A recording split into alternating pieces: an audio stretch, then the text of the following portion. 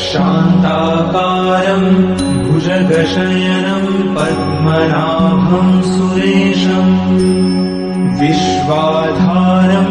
गगनसदृशं मेघवर्णं शुभांगं लक्ष्मीकान्तं कमलनयनं योगिभिर्ध्यानगम्यं वन्दे विष्णुं भवभयहरं सर्वलोकैकनाथम्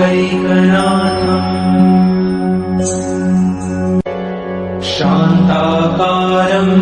भुजगशयनं पद्मनाभं सुरेशं विश्वाधारं गगनसदृशं मेघवर्णं शुभांगं लक्ष्मीकान्तं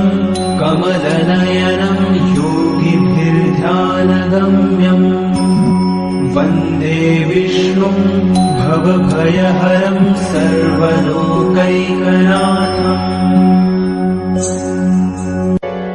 शान्ताकारं भुजगशयनं पद्मनाभं सुरेशं विश्वाधारं गगनसदृशं मेघवर्णं शुभांगं